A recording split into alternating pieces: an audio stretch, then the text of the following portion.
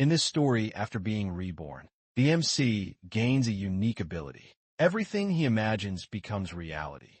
For example, to heal a wound, he only needs to imagine it healed. To obtain the perfect body, no training is required, just imagination. To use any kind of elemental magic, he simply imagines himself casting it. He can summon any weapon or artifact just by picturing. However, the results aren't perfect. At first, even such a broken skill needs to be leveled up. Fortunately, he ends up in the body of a student at a magic academy, giving him plenty of time to master his power. That way, he can properly prepare to take revenge on those who caused his death. In the past, here's what happened then. On that day, gates leading to mysterious dungeons suddenly appeared around the world, and monsters in those dungeons came pouring out. Humanity was powerless against these creatures, and the only ones able to stop them were those who had awakened magical abilities. Among these people are the Golden Seekers, a group of especially powerful people who work to protect the world from the strongest monsters. They're Ingolf von Dietz, Claudia Borjo, Nathaniel Cavell, Iwako Hideki, and Lei Ruashia. These 5 heroes use their powers to defeat any monster that steps foot into the human world, but they don't always have the best interest of the rest of the human population at heart. As a civilian gets cornered by one of the monsters, Ingolf orders Claudia to go and help the victims, but she doesn't care enough about them to move. It looks like the man is about to be captured by an ogre, but the monster's face is kicked in by the final member and the leader of the Golden Seekers. Misato Kiyoakiro smiles as he tells everyone that he will take care of the rest of the monsters. By himself, he leaps off after making sure that everyone is alright, and charges a large energy blast in his hand, using it to charge through the monsters like a human wrecking ball, and take them all out immediately. The others can only watch in awe as he takes out the massive horde of monsters by himself. But it's expected that he would be this strong. After all, with his time magic, he can see the future, and he always knows what the monster will do next. At this level of strength, Misato isn't human anymore. In a matter of minutes, the army of monsters lay dead around the streets, and Misato confronts the final monster. It falls just as easily as the others, and Misato finally relaxes. Now that he has been able to protect the people's peace, all that's left for him to do is seal the gate, so that no more monsters can come through.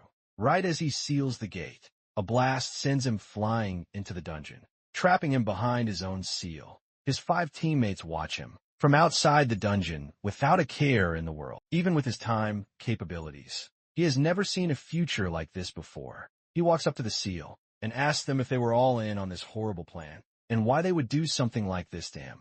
The answer is obvious for them. It's because his need to make sure that everyone is safe has continued to put his team in danger. He grew to become a level 100 monster who can use time, attribute magic, while the rest of his team just wanted to earn money. Now, they have gotten fed up with him, and it's time for them to seal him away, so they can focus more on taking over the world than the well-being of the people. With that, the team walks off, laughing at the man who is about to die. Misato pounds on the seal, demanding to be rescued, but they don't even spare him another glance as they walk away. He can't believe that they would betray him for such selfish reasons, especially since all his efforts were just to protect the world from monsters. He can't understand why they would do this to him after everything that they've been through, and he doesn't have time to figure it out either.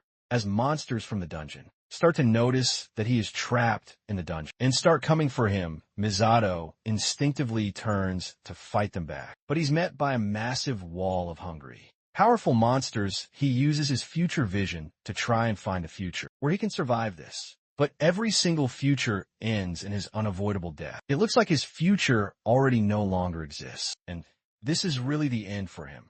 Misato doesn't want to go down like a coward, though. He rushes at the monsters with a golden fist, determined to take down as many of them as he possibly can, and change the future in the end, though. Even though hundreds of them have been defeated, thousands of them still march towards him. As he kneels on the ground with his own blood pooling around it, he realizes that there's no choice for him than to accept death. But even if he's going to die, he'll make sure that things won't end here. As the monsters pile on top of him, he desperately tries to make sure that his death won't be in vain. He charges up his time, attribute magic in his body, with the intention of reincarnating and becoming stronger, so that he can reach the peak of his strength. Once he reincarnates, he will definitely try to get revenge on them for everything they've done to him. All the rage and despair in his body will continue to grow until the day that he can finally take revenge on them comes. With one final push, he activates the time magic covering the entire area in a bright golden light when Misato opens his eyes again. He's in a much younger body in a different place. He stands up from the hospital bed and takes a look in the mirror. This new body has a younger face and short hair. And as he places his hand on the mirror, he realizes that the reincarnation worked just as he intended. Right now, he seems to be in a hospital,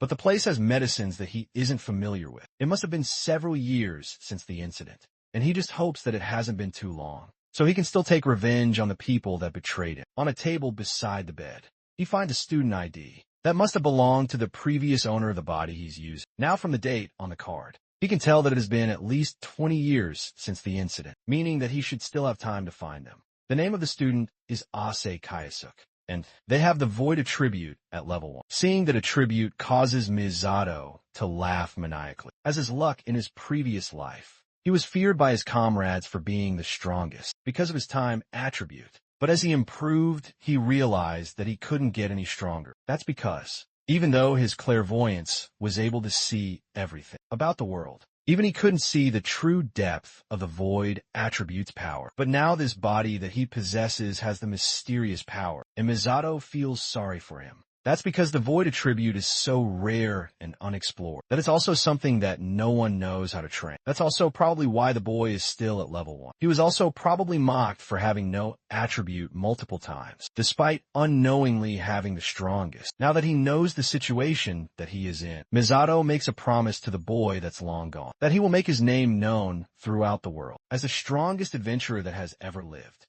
thanks to his clairvoyance ability. Misato knows how to train the void attribute, and with the power, he will become the absolute strongest in the world. Once he trains this weak level 1 body to something truly powerful, then he will make sure that the traitors from his past life will regret betraying him and causing his death in order to get his revenge on them. Masada will have to get this kid past level 1. He was definitely more powerful than them in his past life, but now he's just a teenager. The void attribute, as the name suggests, is a type of magic related to the control of nihility. The ability allows the user to freely project one's imagination into reality. Everyone is capable of imagining things, but turning that imagination into reality is where the difficulty lies. Luckily for Misato, this body that he has taken over is badly injured. That means that he can practice his new abilities on healing himself. All he has to do is apply the image that he has in his mind to his body and visualize himself slowly healing his injuries. If he focuses, he can imagine every single cell in his body being restored by magic, slowly as he applies the magic to his arm first. And the massive bruise slowly starts to heal itself. It's only rudimentary casting for now, so the recovery speed isn't great. And he can tell that the inside of the arm isn't fully healed, but it's still very promising progress. If he continues using the ability to heal all his wounds, his level will slowly increase over time. The ability to convert imagination into reality will also improve over time as he continues to use it. As he levels up, it will also increase the scope of what kind of images he can convert into reality. Through that steady development, he can create many different kinds of things, and then he will eventually be able to use many different kinds of magic. It will even get to the point where the picture that the user creates in their mind can be created perfectly in reality. As he thinks about the potential applications of his new abilities, a doctor bursts through the door and is shocked that he's finally awake. Misato tries to get up, but the doctor tells him to sit down, since he was seriously injured after getting attacked by a monster. This is the first time Misato has heard what happened to the former owner of his body. It must have been really bad, because the doctor is shocked that he woke up at all. He thinks that the miracle must be thanks to the blessing of the saintess. That's the first time Misato has heard the word of saintess, but to the doctor it's common knowledge, and he's shocked that Misato doesn't know about her. She is known as the saintess of the pentagram saints, but Misato doesn't know what that is either. The doctor just attributes his lack of basic knowledge to the fact that he just regained consciousness after sustaining severe injuries. For now, he switches the topic to giving Misato a thorough examination. As he leaves, Misato can't shake the thought of these pentagram saints. Out of his mind, maybe they are one of the clans or adventurers that came to be in the past 20 years. While he's focused on leveling up, He also needs to get a grasp of what has changed over the past 2 decades. He grabs a remote from the bedside table and tunes to a news station. It's coincidentally playing a special program about the Triple S class dungeon disaster that happened 20 years ago. That's exactly what he needs information on, and he needs to know what happened after he was betrayed. The broadcast states that the culprit of the disaster was the leader of the Golden Seekers, Misato Kaikiro himself. Misato jumps out of bed in shock as he sees his own face plastered on the TV screen. He has no idea what they're talking about and keeps listening. Apparently, the news that went around was that he predicted the upcoming disaster, but refused to tell anyone about it. Instead, he was planning to take advantage of the impending chaos that would sweep the world in order to take charge and rule it. To stop this, the other members of the Golden Seekers came together and fought to prevent this from happening. After defeating Misato, the remaining members of the Golden Seekers renamed themselves as the Pentagram Saints, and after a fierce battle, they sealed the dungeon and saved the world. This false truth is a common knowledge now that the whole world knows about, and the Pentagram Saints have gone on to lead the world in many different areas. Misato turns off the news broadcast and stares out the window in shock. The shock turns to uncontrollable laughter as he figures out just what happened while he was gone.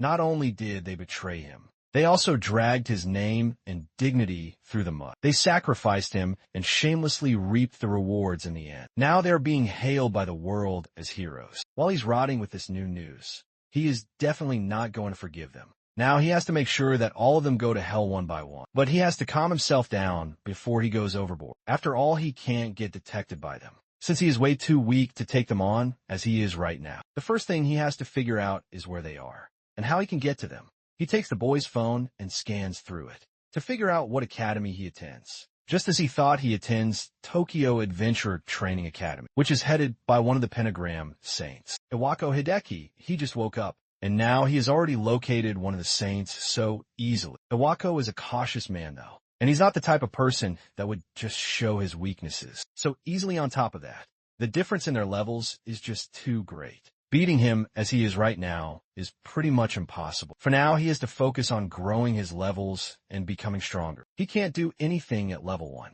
but once he grows to an acceptable range, then he will make sure that Iwako is the first target. A few weeks pass, and eventually, Misato is fully recovered and preparing to be discharged. The doctor can't believe that he made such a speedy recovery, despite how badly injured he was. He starts to think that Misato was once again blessed by the Saintess. But our MC cuts him off before he can finish that sentence. He wants the doctor to know for sure that everything that he has achieved so far was thanks to his own power. With that, he leaves the hospital, bidding farewell to the doctor for the last time as he walks out. Now that he's done with the bare-bones preparation for his plan, he's ready to take things to the next level. He has also managed to raise his level up to 27. It's time for him to get a warm-up and test his new abilities by heading to a dungeon. Before he left the hospital, he heard from the doctor that all of Kayasuk's family had died in an accident. It's tragic for Kayasuk, but for Misato, it makes things so much easier, since that means that he can do whatever he wants, and he doesn't have to worry about anyone questioning his actions. As soon as he makes his way out of the hospital, he heads over to the nearest dungeon gate to start his first adventure. He has to make sure that he levels up and grows stronger as fast as possible. Now that he has grown his level by healing himself, it's time for him to test out his new skills in actual combat. He heads over to the stall by the gate, where the security guard grants permission to enter, and he shows his student ID card. The guard grabs his hand to stop him before he can continue into the gate. He's worried about Misato entering the dungeon, since he's only level 27. And this dungeon is usually a place where adventurers have to be at least level 30 to form up parties and enter the dungeon. Despite the strict regulations, Misato plans to enter the dungeon alone, which to the guard is essentially the same as suicide. That would be true for anyone with a normal class. But Misato is a student from the Tokyo Adventure Training Academy, and that should give him special permissions to enter this place, despite how dangerous it is. As long as he signs a consent form, it should be fine for him to enter without any restrictions. He knew something like this would happen when he approached the dungeon gate, so he looked up the special privileges he gets as a student of the school. and this is when many the guard has no choice but to let him through. But that doesn't change the fact that he's worried. Some voices call out to him from the other side of the compound. A group of thuggish-looking kids tells Misato that the guard is just worried about it, so he shouldn't take it to heart. After all, he's just a weak student that hasn't even graduated from the academy, yet so he should know his place. Misato only spares them one glance before he turns around and asks the guard where he's supposed to sign. He puts his signature and leaves to enter the dungeon. After confirming that there shouldn't be any more issues, the guard watches our MC leaves, and then calls out to the kids from earlier, and tells them to head into the dungeon and follow Misato. He can't get over the fact that just allowing a kid to walk in there, unprotected, is basically suicide. At first, they try to argue with the guard, since they are not willing to risk their necks for someone they barely know. But the leader among them stops his friends from making a big fuss. This might end up being good for them at the end of the day. If nobody is watching them inside the dungeon, then they can head in there and do whatever they want. Even if something terrible were to happen in there, there wouldn't be problems or consequences. His friends immediately understand what he's talking about, and they happily rush into the dungeon to follow Misato. Now, they can pay him back for being such a brat to them, and trying to attempt a dungeon that should be way above his level. The guard cheerfully sends them, completely unaware of their true intentions. This isn't the first time that they have done this. They kill the people that make their way into the dungeon, and then blame it on the monsters. Thanks to that, they can line their pockets handsomely, and no one is any wiser about it with that in mind. They continue chasing after Misato, but 10 minutes of running later, they still haven't caught up to him. The dungeon is a straight path, so it's impossible for them to have lost him. And at this point, they have no idea how he has gotten so far away. Eventually, they finally catch up to him, and they see him surrounded by a wall of monsters. At first, they think that they won't have to kill him after all, and the monsters will take care of him for them. But Misato proves them wrong by using fire magic, combined with wind magic, to kill all the monsters in a matter of seconds. They're shocked by the fact that he managed to kill so many ranked monsters at once, but they're also more interested in the massive loot drops that came from the monsters. If they sell that loot drop, then they can live comfortably for at least 6 months. Misato's back is still turned to them, so they think that he hasn't noticed them yet. This is the perfect time for them to spring and attack and kill him, so they can get the rare loot drop. The three spring into action and surround him. Then all at once they unleash their magic at him. Misato finally turns around and gives them his attention, skillfully dodging all their attacks without wasting a second. He's used to these kinds of things already from his past life. No matter what era it is, there's always scum that tries to take what belongs to someone else. Since he dodged all their long-ranged attacks, one of them charges up a fireball and goes in close to take down Misato with a magically enhanced punch. Misato is quicker, however, and charges his fist with ice, which he uses to punch the attacker square in the stomach and send him flying back to his friends. The goon is taken down in a second and left to rot at the back, while Misato turns and approaches the rest, who are now cowering in fear. In this new life, he won't be as merciful as he used to be. He plans to crush anyone that gets in his way, and then use them as a stepping stone to get to his next goal. Without hesitation, everything that he will do from now on is all for the sake of his revenge. With the goons taken care of, Misato leaves the dungeon completely unharmed. But the disappearance of the boys causes a teacher from the academy to come and check on what happened. The man is a subordinate of Iwako Yoichisuda, and he got the news that one of his students entered the dungeon alone. Instead of finding his student struggling, though, he instead finds 3 novice hunter adventurers lying dead on the ground. But there's no clues to explain what in the world happened. In the dungeon back with Misato, he looks through his new stats, now that he managed to finish the dungeon.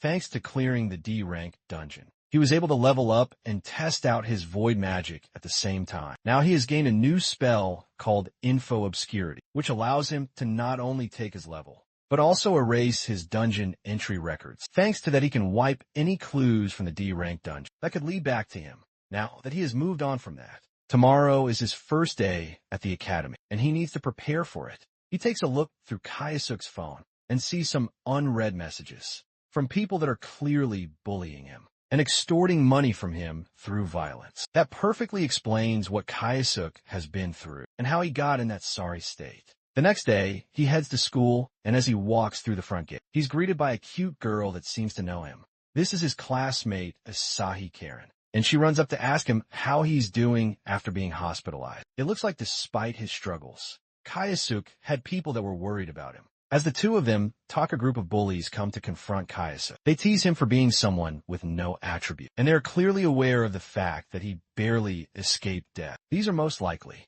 the people that were sending him threatening messages. The night before, the lead bully steps up to them and demands for Kayasuk to pay up for them, always having to protect him. And it's clear that this is going to lead to a fight. Karen gets in front of him and tries to stop the bullies, reminding them that Kayasuk just got discharged from the hospital, although she's trying to be brave for him. Her shaky hands are a clear sign that she's terrified. RMC notices this and gets in front of her, assuring her that he will be fine.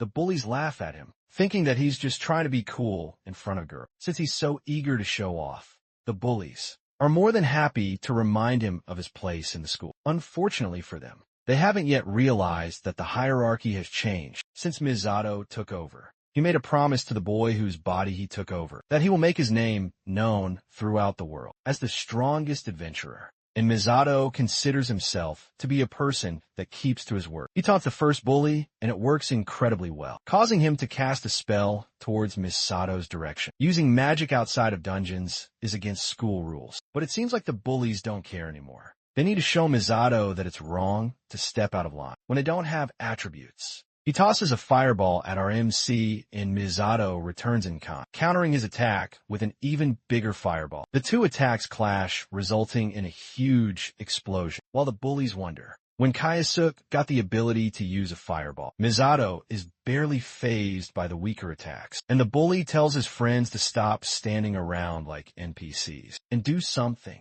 The two of them unleashed wind and water attacks towards Misato, but just like with their boss, Misato counters the two attacks with similar attacks on a larger scale. They can barely believe that someone who had no attribute not too long ago is now using multiple magic attributes at once. This is a power that they have never heard about before, but it's just the beginning. Misato has just been using their own powers to nullify their attacks, but now it's his turn to go on the offensive. He charges up a massive fireball behind him to intimidate them, and the size of it causes them to run away in fear. As he steps towards them, Misato grabs the closest one, who's screaming for help as he tries to run away. Then, he asks the boy if he gave Kayasuk any help back when he needed it. Without waiting to hear the boy's answer, he grabs him by the face and holds him up, while charging a massive fireball in his fist. He knows that there is no need to hear what the guy has to say, since people like him always end up saying the same things anyway. That's why no matter what he ends up spouting out, it won't stop Misato's fist from crashing into his face. With that, he unleashes a massive blow on the boy, sending him flying backwards and leaving him unconscious in the academy courtyard. Karen can barely believe that this is the same Kayasuk from before, but it's obvious that something in him has changed. Now, Kayasuk isn't going to be someone that will get picked on by nobodies anymore. He will start walking the path to becoming the strongest adventurer. Now that they've seen just how powerful Misato really is, the bullies start desperately begging for their lives. They carry their fallen friend and limp their way out of the courtyard, still shocked by the fact that Kayasuk seems to have become a completely different person. After being discharged from the hospital, Misato sighs in disappointment. After all of the talk, the bully turns out to not be all that he's cracked out to be. He walks with Karen into the school, and it's clear that all the students saw what he did in the courtyard. They all stare at him and whisper to themselves as he walks past. Misato notices the stares and wonders if he stood out too much by showing off like that. As he walks with Karen, someone tries to cut through the crowd to get to him before he can enter his class. It's Yoichi Suda, and he approaches Kayasuk to ask some questions before class. Kayasuk has no idea who this guy is, but he looks like an upperclassman. It'd definitely be a pain to deal with him, and he decides to shrug off the invitation to chat. He turns around and says that they can't talk now, since class is about to start. But Yoichi isn't going to take no for an answer. He introduces himself as the leader of Biting the Cat, which is a clan that Principal Iwako made for the school. That catches Kayasuk's attention immediately, and his hand freezes as he's about to open the door, seeing that he has gotten our MC's attention. He asks again whether Kayasuk would be willing to have a brief chat and spares some of his time. Since the context has changed, Kayasuk happily agrees to have the chat with his upperclassmen. They find a secluded place to chat, and Yuichi gets straight to the point. he asks Kayasuk if he is the one that defeated the adventurers that were found dead in the D. Rank dungeon. RMC plays dumb. But on the inside, he's wondering how the information that he's specially concealed got out. Yuichi says that he heard from the staff that a student of his academy had entered the dungeon, and he went in to investigate. And inside the dungeon, he found the bodies of the infamous criminals, known for hunting novices. On top of that, not even up to 10 minutes ago, Kayasuk used multiple attributes to fight his fellow students. While all of those are true, the way Yoichi presents his evidence means that he doesn't really know the specifics of our MC's magic, and he also has no proof that he really was the one who took out those novice adventurers. Yoichi gets more aggressive and orders Kayasuk to spit it out and admit to what he did. But our MC remains calm and tells him that this morning he only acted in self-defense, so he doesn't fully know what happened. Then he reaches into his jacket and pulls out the student ID card that he altered to show a fake level. The ID card says that he's just level 1, which means he can't possibly be strong enough to do all the things that he's being accused of. On top of that, he also has the void attribute, which is well known to be a pointless attribute. That might as well mean you have no magic. The fact that Kayasuk is just a nobody and is wasting Yoichi's time makes him angry, and he turns to leave, apologizing for calling him over for no reason. Before he leaves, he warns Kayasuk to avoid acting suspiciously so that he doesn't make trouble for his seniors. Kayasuk watches the upperclassman leave with a smile. It looks like he has found someone that would be beneficial to his future plans. If he gets Yoichi under his thumb, then the senior can approach Iwako without the principal getting wary. The next thing he has to do is figure out a way to make Yoichi his pawn. This is the perfect time for him to test out an experimental spell that he has been cooking up for a while. Meanwhile, Yoichi goes to meet Principal Iwako to give an incident report of what happened in the D-rank dungeon. Iwako listens silently before reminding Yoichi that it's unusual for him to make mistakes. He has warned his subordinate several times that he should be careful choosing who to use. Yoichi apologizes for his mistakes and bows down to the principal, promising to try and calm the situation as soon as possible. Iwako walks up to his subordinate as he continues to bow and reminds him that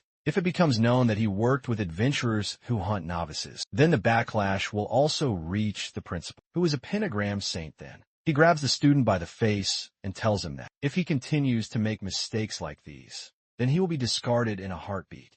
Yuichi bows his head lower and tells the older man that he understands. On the outside, he seems polite and submissive, but inside, Yoichi is seething at the fact that he has to deal with this old man. If he had known that things would end up like this, then he would have tried to squeeze out more hush money from the novice hunters. Now that the major things have been discussed, Iwako still doesn't fully believe Yoshi's story. According to the report that he gave, the student that caused this whole mess should at least be a third-year student. But there's no third-year student who entered the dungeon recently, according to the records. What Iwako suspects is that a monster defeated the group while they were busy hunting novices. And now Yoichi is desperately trying to cover it up, rather than thinking that one of the academy students is capable of beating novice hunters on their own. It's more realistic to think that Yoichi is just lying to save face. The only way that Iwako could be wrong is if something unusual happened. Yoichi immediately remembers the void attribute student from earlier. He asks Iwako if it's possible for a unique attribute to be involved in this mess. While it's plausible, it's also highly unlikely. And Iwako doesn't buy it. Yoichi has heard what he needs to know, and he tells the principal to leave it to him. He will find out the root cause of the matter and deal with it swiftly. And he knows that Kioski is where he needs to start. The next day, a group of students are having a training course in a dungeon. They all unleash their magic on the monsters in the dungeon, but some of them are way too strong and jump over the students to attack them. The students desperately run away as Yoichi runs past them and blasts the monster in the back with powerful magic, causing it to fall to the ground. He calmly tells the students not to break formation and to remain calm and orderly. The students marvel at how amazing Yoichi is, and they aren't shocked by the fact that he was chosen by Principal Iwako to lead Biting the Cat. Now that all the monsters in the area have been taken care of, he leaves the rest of the dungeon clearing to the student and walks off to deal with a personal matter. Now that pressing matters have been taken care of, it's time for him to do what he really came here for. He pulls a piece of jewelry out of his pocket and activates it to reveal Kayasuk's current location. The chains glow for a moment. then point in a direction much deeper into the dungeon, far away from the other students. It's just as Yoshi thought. There's definitely something weird going on with Kayasuke, and he's determined to know what's going on. This is much better for him anyway, since no one would think twice about the death of a student who wandered away from the group. He'll just tell everyone that he happened to find Kayasuke already dead deeper within the dungeon. Tragedies like these are a common occurrence in dungeons anyway, and he won't lose any sleep at night for it. The more Yoichi thinks about the strange student, the more he's sure that there is something that he needs to figure out. First, it was the incident with the novice hunters, and after that it was nothing but trouble. After he got discharged from the hospital, the boys that Kayasuke beat up also gave a rather interesting story that he wants to know more about. When he interrogated them, they begged for forgiveness and claimed that the boy with no attributes took them all on at once, and even used multiple types of magic to attack them. Not only that, even after using the same type of magic they used, he also created a huge flame like nothing they have ever seen before. The whole thing is way too unrealistic for Yoichi to believe, and he's almost completely sure that they are lying. Once he finished asking the boys what he needed to know, he left them alone, but not before telling his subordinates to re-educate them and make sure that they understand that the academy has no use for weaklings who lose to people that are incompetent. He walks away as the boys cry for mercy, but the matter has been decided, and he doesn't plan on changing his mind. One of the bullies speaks up before he can leave the room. This one is the most badly beaten among them, and he's the same one that Kayasuke gave a devastating fire charge punch to. He warns Yoichi that Kayasuke has long since stopped being human, and he has a whole different level of power. The fear in his eyes is definitely not something that can be fixed. And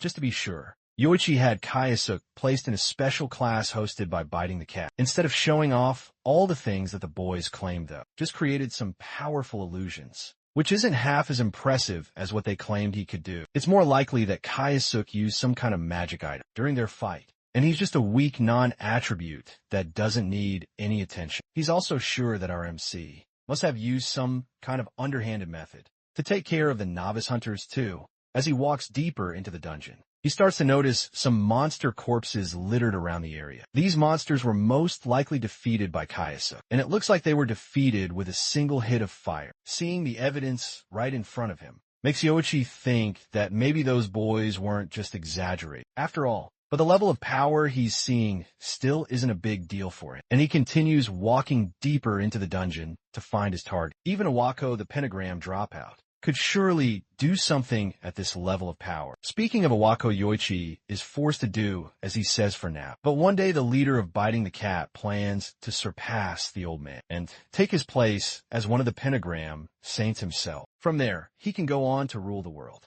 Just thinking about it makes him laugh maniacally. That aside, he mustn't let anyone find out about his connection to the novice hunters. Kioski is also another thorn in his side that is likely to cause more trouble in the future. To ensure that little accidents don't happen to affect his grand plan, he has to make sure that Kioski is taken care of as soon as possible. The chains lead him to a dead-end part of the dungeon, and he's sure that his target should be just around the corner. He reaches the room and turns the corner, wondering just what in the world Kayasuke could be doing in a place like this. His answers are soon answered, as he sees the student calmly resting on a pile of monster corpses, as if he were waiting for Yoichi.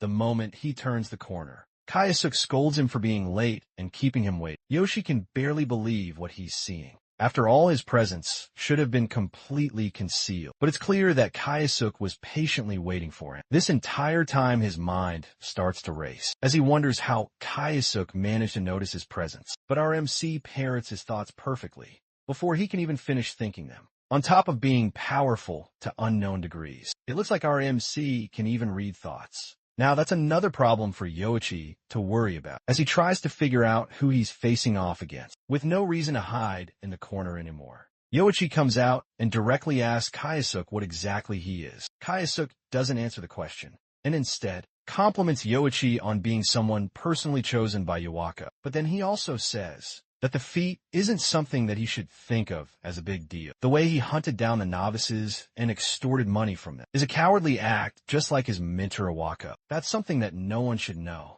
But it's clear that Kayasuke has his upperclassmen all figured out. Then our MC jumps down from the corpse pile to confront his senior directly. He knows that Yoichi seems to enjoy tormenting others, but that is only because he has never understood how it feels to be hunted. Now that he has decided to cross Kaisu, our MC will be more than happy to teach him what it feels like to be hunted. And by the end of it, he will use his magic to make Yoichi dance. After everything he has seen today, Yoichi can confirm it for himself. Kaisu has become someone incredibly dangerous that he can't ignore. He activates a sword with fire magic and prepares to go to battle with the powerful student for the sake of his ambition. He will do his best to defeat Kaisu at all costs. Without wasting a second, Yoichi pushes off the ground towards our MC, charging towards him and unleashing a devastating strike. Kaisu dodges it effortlessly, and he's not at all impressed by Yoichi's weak level of skill. Then he returns the attack in kind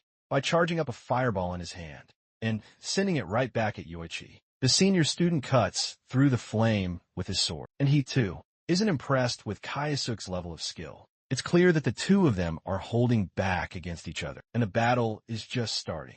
As soon as the flame clears, a burst of lightning cuts directly towards him, and he is only barely able to block it with his sword. Then several sharp spikes pop out from the earth below him, but he's able to cut them all up in an instant with a few sharp sword strikes. That confirms that Kaisuke really is able to use multiple magic attributes at once. It looks like there is something crazy going on with his void magic that he has never heard of before. As he's talking, Kaisuke dashes behind him with an ice sword and goes for a backstab. But Yoichi is just barely quick enough to react in time and block. Now, suddenly the upperclassman is on the back foot, and he's being pushed back by a much stronger and faster Kaisuke. Now the leader of Biting the Cat is starting to get irritated ever since Kaisuke popped out of nowhere. He has done nothing but get in the way of Yoichi's plans. Kaisuke has no idea what he's talking about, since he doesn't even know what the upperclassman's plans are. His plan is very simple. He one day wants to become the person that surpasses a Wako. After doing that, he will take a Wako's place as one of the pentagram saints. Kaisuke has no idea why he would choose a Wako, since there are other pentagram saints. But the reason is simple as well. It's because a Wako is a pentagram saint dropout. If Yoichi plans to become a pentagram saint, then it makes sense for him to target the weakest one. And once he manages to become one of them, then he will earn the right to rule the world. Kaisuke is not impressed at all by the simple and uninteresting plan. He thought Yoichi might have gotten to a Wako first, but it looks like the upperclassman only has a pathetic ambition. There's no need for him to be worried about someone so pointless taking his spot as the person who will kill a Wako. The unwanted criticism angers Yoichi, and he charges at our MC with new vigor, and the two clash with their respective swords. Yoichi just wants power and money, and women to be an easy access in his life. He wants the kind of power where, no matter how much he tramples on others, no one can say anything if he becomes a pentagram saint. Then he can do whatever he wants, and he might even get a hold of the saintess's weakness, and maybe he can go on to claim her as well. Kaisuke is tired of hearing the delusions of his power. Hungry opponent, and he prepares to end this battle once and for all with a quick flick of his sword. He sends Yoichi flying backwards, and the force is strong enough to break the upperclassman's sword. On top of that, thanks to Yoichi's meaningless ramble, it gave Kaisuke enough time to prepare a special magic spell. Yoichi cowers in fear as Kaisuke gets close and tells him to dance. Then he places a palm close to Yoichi's face, using his void magic to cast absolute hypnosis. The spell requires some effort to break the target's spirit first, but once it's activated, it will allow Yoichi to have complete control over the will of his opponent. He orders Yoichi to get up, and in an instant he rises to his feet like a zombie. It looks like the spell was a success, and he managed to get Yoichi under his complete control. Then he gives his new puppet orders to focus on completing the dungeon mission for the sake of the class. Then later on, he will get further instructions on what to do next. Finally, Kaisuke tells him to go back to using his normal tone, since his current tone is too robotic. With that, Yoichi returns, but he is now fully under Kaisuke's control. As the man walks away, Kaisuke lets out a devious smile before walking off to return to his group. As he makes his way through the dungeon, he's found by Karen, who has been looking for him for a while. She was worried about him, since he suddenly disappeared from the group without a trace. Kaisuke puts on his best smile and apologizes for disappearing. All of a sudden, he tells her that he just wants to talk to Yoichi about something. That shocks her, since she didn't know that he and Yoichi were so close, and she asked him what they were talking about. He tells her that they were just talking about how to make their dreams come true, and he got some good advice. The advice was so great, in fact, that one of his dreams has already come true.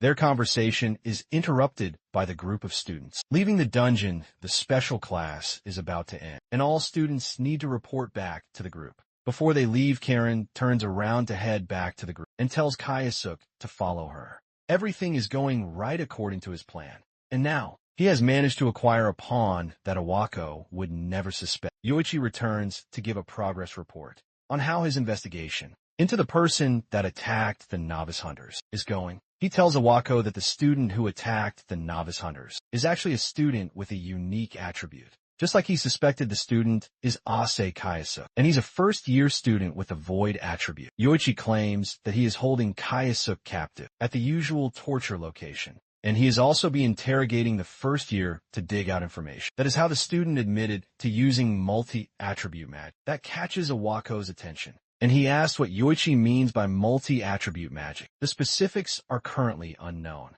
but Yoichi asks for some more time to figure out what hidden secrets Kayasuk has on top of that.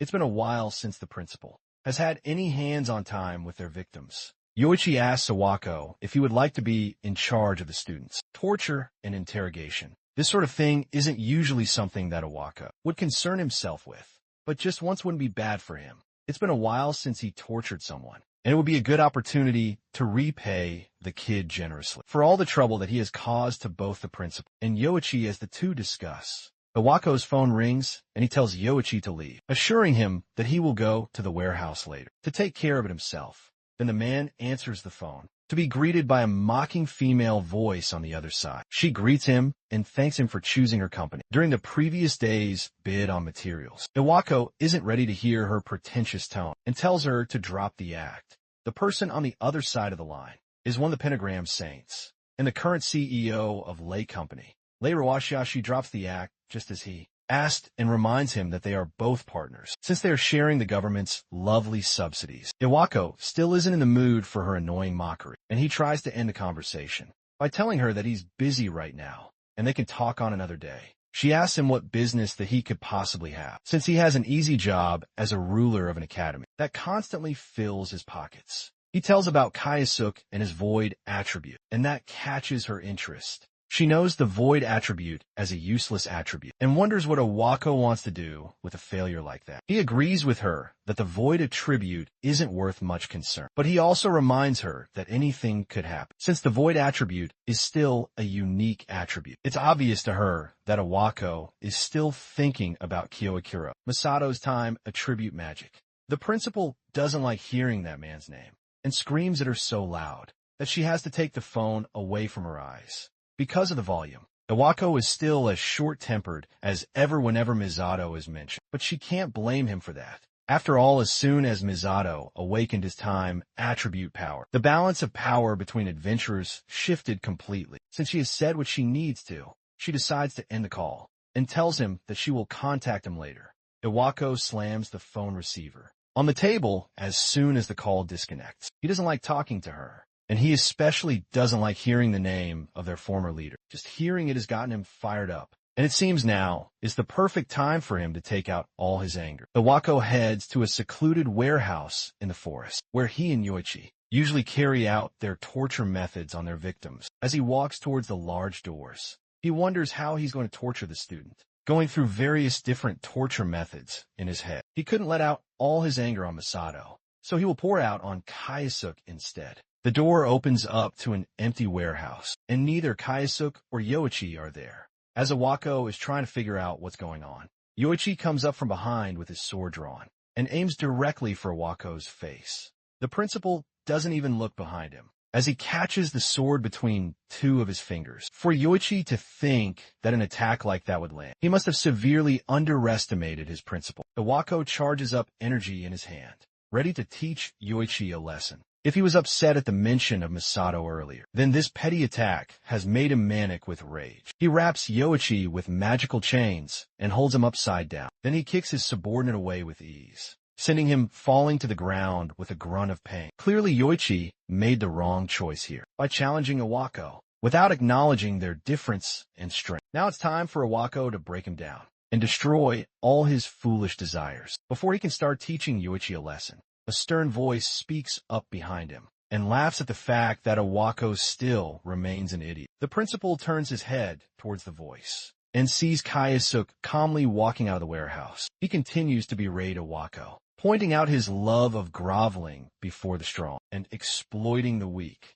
The older man is still just as greedy and foolish as he's always been. Iwako still doesn't realize just who he's talking to and tries to remind the student that he's talking to the principal of the academy. But Kayasuk doesn't stop talking. He points out the fact that Iwako is a hypocrite, since if anyone has ruined themselves with their selfish desires, it's definitely him. That's the last straw for Iwako, and he demands that Kayasuk give him his student number so he can be expelled. Kayasuk smiles at how Iwako still hasn't figured out just who he is. He has worked so hard to get to this moment, and now it's finally time for he and Iwako to have a chat between themselves. Iwako still has no idea just who he's talking to, but now he's sure that he's going to need to teach Kayasuk a great lesson to prove just how great the difference in their strength is. He starts the attack with advanced earth attribute magic, creating a giant fist out of rocks to destroy Kayasuk in one hit. Normally, there'd be no way a student would avoid an attack like that. He sends a fist flying toward Kayasuk, who doesn't react to it, and it looks like he's about to take the full brunt of the attack. The attack lands, and Iwako starts to laugh wildly, thinking that Kayasuk has been taken out so easily. This is what happens when mere students try to defy him. The smoke clears, and there's no sign of life left, and the warehouse is completely destroyed. With nothing left, Iwako starts to think that he went a bit too far, since he destroyed the warehouse. Since he'll now have to think of a new place to torture other people. He never even got to figure out who Kayasuk was, but he can at least stick around to watch him die. Once he feels like his job is done, he turns around to leave, but then notices Kayasuk standing in front of him. Completely untouched, our MC calmly walks out of the wreckage and reminds Iwako that he only wanted a little chat and not violence. The principal can barely believe that a mere student got hit by his advanced magic, but still managed to come out of it completely untouched. There has never been a student as powerful as that before now. Iwako isn't just curious, he's furious, and he demands to know who Kayasuk is. Kayasuk smiles and asks Iwako if he still hasn't figured out who he is. After all this time, Iwako still doesn't know who Kayasuk is and tells the student to stop messing around and just reveal his name. Already, Kayasuk smiles and asks Iwako one more time if he really forgot about it. That's when Iwako finally notices, from the way he talks and the mannerisms, that the student looks and sounds an awful lot like Misato. The older man starts to back away in fear, not believing that Misato could be back. After all, that guy is definitely dead and made sure of it by locking the portal. He starts to think that all of this must be some kind of sick act put on by Kayasuk, and he tells the student to stop the performance. Kayasuk probably just saw the news segment about Misato recently and is trying to play a character to look intimidating. That's the only explanation, because as far as he's concerned, Misato Kayakuro is dead with that. Iwako charges up, wind magic in his hand, and gathers earth magic around himself as he prepares to unleash another heavy attack. Kayasuk sighs in disappointment at just how little Iwako has changed. He has always been like this, and he lives his life only believing what's convenient for him, while ignoring what is. Iwako is tired of hearing Kayasuk's lectures and continues to charge up his magic attack. He warns the man that if he continues to come closer, then he will be hit with a full blast of his magic. Kayasuk continues to walk forward, charging a magic blast of his own. He has figured out the man's motive by now. He was swayed by the sweet words of those around him, and that's why he ended up betraying Misato. Saying his name seems like the last straw for Iwako, as he tosses a fully charged magical attack at the student. Kayasuk responds in kind with a blast of fire magic, completely nullifying the attack with a single swipe of his hand. The air clears as both their spells dissipate, leaving Iwako completely shocked that a student could counter his spell. On top of that, he countered the spell with the exact same technique that Misato used to defeat the final monster during the gate disaster from 20 years ago. There's no way for him to deny it anymore. It's obvious that this really is Misato, who has somehow come back for revenge. Iwako falls to his knees as he starts to remember everything. He's sure that they sealed him in the dungeon, and Misato should definitely be dead. But it looks like he somehow survived. Kayasuk assures him that he was truly sealed and trapped, and he was thrown into the depths of despair.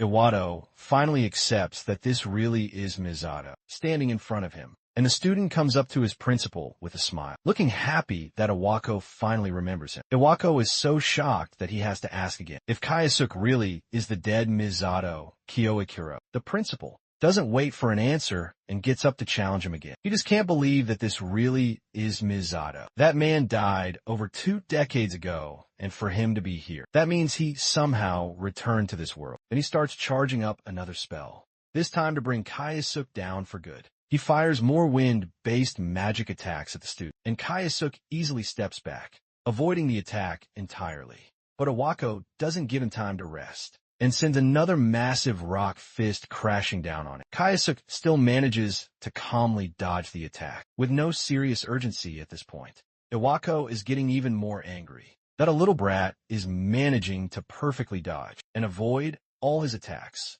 seemingly without breaking a sweat. He has to gain the upper hand as soon as possible, because it isn't just the fight that is at stake in this battle, but his pride as well. He was non-combatant during his time as a Golden Seeker, and even up until now the other Pentagram Saints make fun of him for how cowardly he used to be, but he didn't let their taunting keep him down. He has made sure to prove that he isn't weak. Countless times and recently, he has been developing something that will definitely show off his true strength. Iwako raises his hands and gathers wind and earth magic around it, causing the area around him to darken as magic swirls around it. This spell he's preparing is a secret technique that took 20 years to create. More rocks and wind gather around in the air and swirl around it, building up into a devastating attack. This is the product of him devotedly learning how to duel, use wind and earth magic at the same time. Once the spell is fully activated, he sends it flying towards Kayasuk.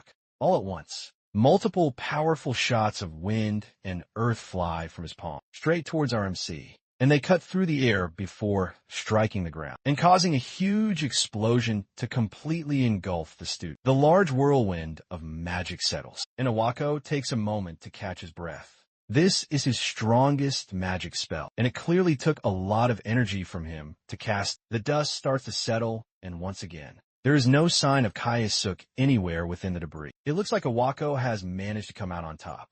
This time Kayasuk isn't countering, which means that he has most likely been taken out by the powerful spell. Iwako bursts out in laughter, happy that he managed to take down the great Misato Kyoikuro. On his own, he starts to taunt the presumably dead man, asking whether he really thought that, after 20 years, he would still be the same coward that he used to be back in the days of the Golden Seekers. No matter how strong Misato's time attribute is, that's all in the past. And now Iwako is the one who has come out on top. Back then, when large fights would happen, and the Golden Seekers would come out to save the world, all Iwako could do was hide and collect loot drops for the team. But that time was 2 decades ago, and Iwako isn't the same person he used to be. He mocks Kayasuk for underestimating his strength and forgetting that. After 20 years, one's strength will most certainly increase over time. It's only natural that he got stronger. After all, now that he has the feat of finally taking down Kyoikuro, he will make sure that the other Pentagram Saints don't act high and mighty anymore. Now he will begin his reign as the true, strongest among the Pentagram Saints. A voice cuts into his delusional rant and asks him if he's finally done. Kayasuk comes out from the dust completely untouched and wipes the extra dirt off of his body. After taking so many attacks, somehow he is completely unharmed. Kayasuk, on his part, is at least slightly impressed that Iwako has become able to use such powerful magic. That's only to be expected from a hero of this era after all, but now that he has let Iwako have his fun, it's Kayasuk's turn to let his anger out without holding back. Iwako finally understands the difference in strength between them and realizes that the guy he's facing off against right now is a monster, but he can't back out now. Especially not after he worked so hard to get to where he is right now. He won't let Misato come in and mess up everything that he has struggled so hard to build. Iwako continues to press on the attack, using another Earth Fist to try and grab Kayasuk, but our MC doesn't react. to another iteration of the same repetitive attack. The hand comes down on Kayasuk and slams shut, but he's easily able to dissolve the earth magic with water. Once again, this entire fight is just Iwako barking loudly, as Kayasuk waits for him to finish and wear himself out. None of his attacks are going to be enough to defeat our MC, and at this point, he's just wasting his time. Despite that, though, he still continues to waste his energy by releasing endless amounts of magic attacks at Kayasuk, even as the student continues to effortlessly dodge and counter everything. At this point, he's just desperately trying to keep our MC away out of fear. But Kayasuk has had enough of this fight. He uses one clean attack to deflect all the magic away before it can get to him. Then he uses another wind attack to push Iwako back, causing him to slam into a tree before the older man can get up. Kayasuk approaches with a fire-enhanced fist, ready to bring the man down once and for all. Iwako, realizing that there's nowhere else to go, cowers in front of Kayasuk, desperately begging for forgiveness. Kioski stops the fire fist for a moment, as the man continues to grovel in front of him. He apologizes for what happened 20 years ago, and continues to beg for his life, although he seems sorry on the outside. He's banking on Kayasuk's overwhelming empathy and niceness to let him off the hook if he just begs hard enough. Then surely Kayasuk will let him leave with his head still attached. But our MC just tells him to shut up. He can see through the older man's tricks and knows that this is the same method they used to trap him. Back then, there's no way he would ever let what happened last time happen again. It looks like Kayasuk is beyond begging at this point, and he prepares to end the fight quickly by reigniting his flaming fist. Iwako gets up and continues to beg, reminding Kayasuk that they used to be friends. But it's already too late, and our MC tells the man that he no longer has the right to call him a friend now. He has only become a demon of revenge. Then, with no hesitation, he slams his flaming fist into the man's face and follows it up with several high-intensity attacks, brutally beating the man within an inch of his life. As Iwako starts to lose consciousness, he starts to realize that he never should have messed with Masato Kyo to begin with. Kayasuk unleashes one last powerful punch, sending the man flying backwards and knocking him unconscious. Despite the brutal beating, he made sure not to kill Iwako. After all, he still has some questions for the man. Those questions are going to have to wait, though, because the man is completely knocked out and incapable of speaking. After a while, Iwako wakes up and sees Kayasuk towering over him. The man immediately screams and jumps back in fear, before going back to begging not to be killed. Kayasuk tells him to calm down, assuring him that he won't be dying yet. But in exchange, there are some questions he needs answers to. Kayasuk reaches into the man's pocket and pulls out his phone. The first thing he needs is information about the pentagram saintlet. Roxy Iwako tries to reach for his phone, but Kayasuk holds it out of reach. He looks through the call logs, and according to his history, he spoke to Lei as recently as today. Kayasuk demands to know what the two of them were talking about, knowing fully well that he will most likely die if he doesn't cooperate. Iwako breaks and reveals that Lei is supposed to be coming to Japan in 3 days, and she wanted to talk about her upcoming visit. Kayasuk smiles at the information. In 3 days, one of his targets will be coming right to him. That makes everything so much easier and helps him to decide what he's going to do next. With that, he tosses the phone back at Iwako and orders him to treat Lei normally for now. However, he also warns the man not to reveal anything about his identity. Kioski placed a special spell on Iwako's heart. While he was unconscious, the spell will allow Kioski to monitor him. And if he tells her who he is, then in an instant Iwako's heart will explode in fire. That causes the older man to freeze in panic as his brain struggles to process the information. With nothing left to say, Kayasuk leaves, encouraging Iwako to make sure to keep his promise. The truth is that Kayasuk doesn't actually use the kind of magic, but knowing how cowardly Iwako is, having a bluff like this will work, as well as putting the spell on him. He doesn't want to use absolute hypnosis on Iwako, because he wants the man to be in complete despair, while still retaining his sense of self. 3 days pass, and an inconspicuous flight is on its way to Japan. Lei Ruashia is on this flight, and she stares out the window in boredom, as one of her bodyguards informs her that they are almost there. The flight attendant goes to the back to announce to the passengers that the plane will be arriving shortly in Japan. But before she can finish her sentence, she screams into the mic as something happens to her. A group of armed men are hijacking the plane, and they hold the flight attendant at gunpoint. One of the men points his gun at the group of unarmed civilians and orders all of them to get on the floor. Lei gets up without hesitation as the men continue to shout, and she walks towards the back of the plane.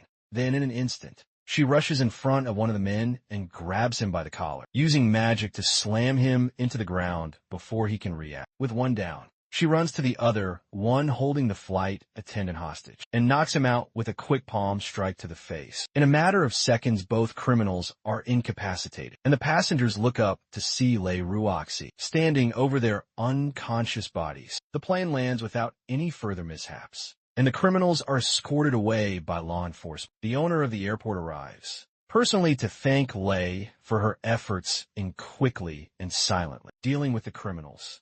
Lei's just happy that she coincidentally got on the same plane with the hijackers so that she would be there to stop them. Thanks to that, they avoided the plane's reputation getting tarnished. More importantly to her, though, it seems like the criminals were using a special type of gun that doesn't get picked up by detectors. Recently, there have been many groups armed with gear made from materials they got from dungeons. That's why Lei plans to give her staff some of that special self-defense gear. She puts her hand on the owner's shoulder and directly tells him that she wants the gear that his airport uses, immediately understanding what she wants from him. He bows his head and assures her that he will make sure it happens. Once they are within the airport and away from the earshot of any eavesdroppers, Lei makes a phone call and tells the people on the other line to release the hijackers. She was the one who planted the hijackers in order to take them out and save the day. By doing so, she helped to seal the deal with the owner of the airport and even gained some extra publicity as a result. As she leaves the airport, an adoring group of fans are waiting to give their love to her. They all see her as the hero Leixi, and she smiles and waves back at them. She makes it to Takigo Adventurer Training Academy and heads to Awako's office to discuss business with him. She's still curious about the Void Attribute student that Awako mentioned earlier. Over the phone, she wants to know if any progress has been. While investigating, the student Iwako stutters for a moment, but admits that the whole thing was just a false alarm. The bandages and wounds on his face are none of Leix's concern, and she doesn't ask about them. Instead, she gets straight to the point of their discussion, now that she has confirmed that the Void Attribute student is nothing but a waste of time. Iwako is still terrified about the spell that Kaisuk claimed to have placed on his heart, and he desperately tries to appear normal, so he doesn't attract any unwanted suspicion from her. Lei Ruashi puts her cup down and gets to the main point of her discussion, which is a new drug that her company is developing. They will need to choose who the next guinea pig for experimentation will be, and she wants to make use of the students in the academy for it. Kaisuk listens to the entire conversation through an earpiece. Connected to the room, he's disgusted by the things he's hearing on the other side of the call, and that only helps to make his decision. For him, the next person that will experience the despair of his revenge will be Lei Ruasha back at his house. Kiyoshi watches the news for the day as he thinks through his plan. The news talks about Lei Ruasha and how she recently arrived in Japan. It also praises her for taking care of the hijackers that tried to take down her plane. Kaisuk is too focused on his plan to care about the news segment. Lei Ruashi is one of the people that betrayed him 20 years ago. From the research he managed to dig up, he found out that she produces unique weapons using material from dungeons. And it also looks like she has managed to make a fortune from selling them. But judging from the conversation that she had with Awako earlier, it's likely that she's using the school and its students to do some bad things. On the surface, she portrays herself as a hero, but behind the scenes, she takes advantage of others. This isn't something that Kaisuk can just allow to happen under his nose. He heads to school while trying to figure out what to do. Saying that he wants to have revenge on Leroux is one thing, but he doesn't have any idea on how to go about it. The school security has gotten much tighter since Leroux became involved with its affairs. So for now, all he can do is investigate the situation and try to find an opening. As he's walking through the halls, Asahi comes over to greet him. On her way to class, she notices that he's reading an article about Lei Ruashi and doesn't hide how much she adores the older woman. While they are talking, she mentions something called the Great Snake of Changshan, which is very popular. The Great Snake of Changshan is a clan that was created by Lei, and they have a bunch of powerful members. It's likely that the men in black suits that were guarding Lei earlier were also from that clan. Many of the students from a school are also planning to join the clan, as well as military organizations. She asks him what his plans are, And initially, he wants to say that there's nothing he would want to do, but then he realizes that using that clan could be a perfect way for him to get closer to Lei. He comes to a decision and thanks Asahi for helping him figure out what he's going to do. Going forward, then he walks away. Asahi has no idea what he's talking about, but she's happy to help regardless. In Awako's office, the principal is taking care of some business when his phone rings, causing him to jolt up in fear. He picks it up, and it's Kiyoshi on the other line. He needs a favor from Awako, and it's related to the next time that Lei contacts him. Meanwhile, in a secure research lab, men in lab coats walk around the room, while a student kneels on the ground, chained and clearly in distress. The door to the lab opens up, and Lei Roxy walks in, mockingly asking the kid how he's feeling. The student begs her to make them stop, injecting some weird drug into him. If they continue to do so, then he will surely die. Lei Ruashia kicks him to the ground and tells him to stop complaining. After all, if the drug tests are successful, then he will end up becoming much stronger as a result. And all he has to do is keep being a little lab rat for them. She snaps her fingers, and two of the researchers come up behind the student and inject him with another dose of the strange medicine. The student tries to beg and move away, but as soon as the drug enters his system, he starts to gargle and scream before eventually going silent. It looks like this time the medicine caused him to lose his language ability. It seems like if the lab rat doesn't have at least some skill in magic, then the drug won't work on them. They still need to gather more data, and for that they will need to get more test subjects. In order to do this, they can hold a recruitment for the Great Snake of Changshan clan, but it's actually a way for them to gather strong people. To use as test subjects, she makes a call to Awako in order to ask him if he remembers their discussion about test subjects before. Right now, she needs someone who is skilled in magic, and she wants him to pick out some students from the academy for her to use. Awako instead gives her an idea to hold a selection at the academy. That way, they can directly find people who are skilled and bring them in, without arousing suspicion. Lei Ruashia is delighted by the idea and starts planning to hold the selection immediately. Meanwhile, Awako ends the call and sighs. He has done what Kayasuk asked him to do, so now the ball is in our MC's court. The next day, one of Lei Ruashia's guards makes an announcement to the students, informing them that the Great Snake of Changshan will be holding a selection exam to find new recruits. The students are excited to get an opportunity to join a popular clan, but Kayasuk simply smiles in satisfaction. It looks like a road to get closer to Lei has finally appeared for him. The students interested in joining the Great Snake of Changshan gather in the school sports field to take the selection exam to join the clan. Lei Ruashia's personal guard appears to give a rundown on how the exam will go. As he's listing out the rules for the competition, Kayasuk decides that he has to pass the selection exam so that he can join the Great Snake of Changshan and get close to Lei. His approach to this one has to be different from how he got to Awako. Before, he tried not to draw any attention to himself, but this time around, he has to catch the attention of Lei's right-hand man, Yang Xinyu, and also the attention of the other examiners. To do that, he decides to show off his power a little bit. After the initial announcements, Kayasuk heads over to the seating area to wait for the real preliminaries to begin. Asahi comes over to meet him. When she sees him resting by the stands, she reveals that she also plans to take the exam, much to Kayasuk's displeasure. He would rather not have her getting involved in this whole mess. Asahi herself knows that she doesn't really belong with the other powerful students who are taking the exam, but she has her own reasons for wanting to join, despite that she plans to do her best to make it through the exam, and she wishes Kayasuk good luck as well. The exams begin, and it starts with a test to measure magical power. The guards present an orb, which will be used as a measuring device to visualize the magic power of anyone who touches it. The students are to step forwards one by one and pour their magical power into the orb, and then they will be graded based on what shows. The first group of students aren't that impressive to the examiner, given the grades, and he gives most of them average marks. Then it reaches Kayasuk's turn, and he proudly steps up to the orb to take his test, flashing his card to the examiner as he goes by. The man isn't too impressed at seeing a level 30 void user, and he already doesn't expect much from him. However, his expectations are blown out of the water as Kayasuk unleashes a massive amount of magical power, causing the orb to glow with a bright light that almost blinds everyone in the area. They can barely believe how powerful he is just from the first test. As the light show dies down, Kayasuk calmly walks away, as the examiner gives him an S grade for the first test. The next is a magic skills test, which is a student's opportunity to demonstrate what they can do with their attributes. Kayasuk generates a lump of earth, which is a very basic spell that most people can do, but then he follows it up by creating a ball of water, which is already shocking enough.